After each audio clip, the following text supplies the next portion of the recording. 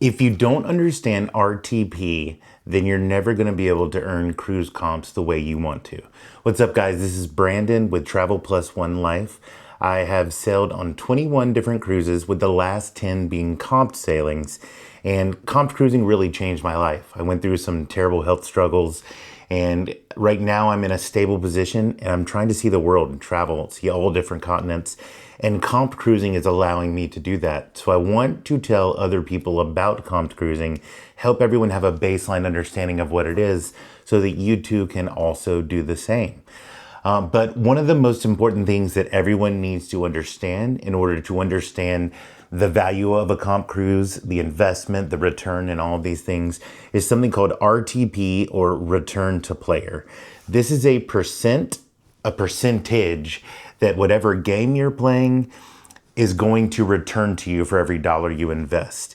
And it's a good way to think about it is over, like if you take a slot machine, for instance, say it has a 90% RTP, just for the purpose of this demonstration, over millions of spins, you would get 90% of that dollar back. So it doesn't necessarily affect exactly every individual spin you do. There's other things that affect like volatility or variability and a lot of other terms that we'll get into later. But it's important to understand a general idea of RTP because that affects your investment levels, how much you may need to invest to earn a comped cruise. So it's highly important that you understand the term and what it means. But basically, and you'll typically see our higher RTP on land casinos versus cruise casinos, but it's estimated that a general RTP percentage may be somewhere between 85 and 92%.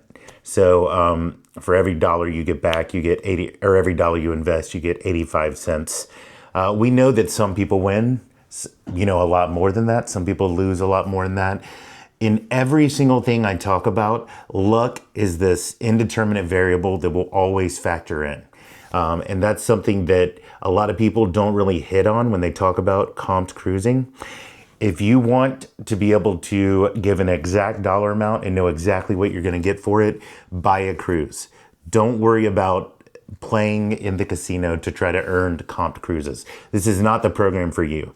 If you're someone who's extremely conservative, you don't like taking risks whatsoever, don't do it.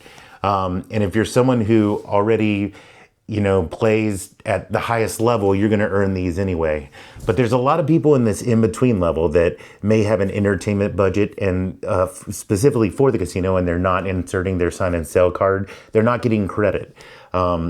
And, there's other people that may be interested and have the income and the resources to invest, X number of hundreds of dollars on a cruise in the casino, in the adult arcade, but they're not doing it yet because they don't understand the potential return or the potential value.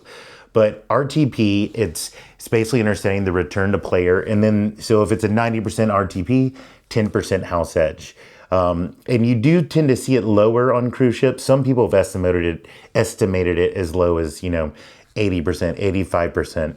There's a lot of people say that they adhere to the Nevada Gaming Commission and the rules and, the different RTPs that they set. But it's also, a lot of these cruise ships are registered in different countries and they fly flags from different countries and have different regulations. You're on international waters. So just understanding the concept is more important than getting a definite RTP because we don't know for sure. But again, keeping that 85 to 92, 93%.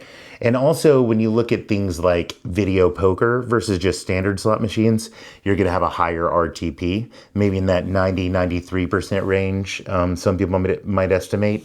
And when you go to table games, you're going to have the highest RTP, especially if you know how to play them, have the right skill set. And there's some other variables like, are you playing single zero roulette, double zero roulette? Are you playing, automated shuffle blackjack? Is it single deck, multi-deck? There's a lot of things that go in, but in general, table games are going to give you a higher RTP than slot machines, which means they have a lower house edge. But when we use all of these to factor into what it takes to earn a casino comp, that's actually a negative in some degrees. Now, you can go out there and research a lot of different videos on YouTube. There's a ton of people that are trying to teach you how to use the right systems on a craps table, playing blackjack, playing roulette, maybe some even advantage slot players, advanced slot playing. But it's, on the games where there's some skill, some strategy involved, these table games, it's a lot, it's a very variable RTP and how you earn points towards these comps. And a lot of it's determined by the pit boss, your initial bet, your come out bet, how you're rated by the pit boss. There can be some subjectivity. And I think also as the cruise comp program continues to evolve and to a degree become more saturated, as more people understand, those ratings will go down to a degree.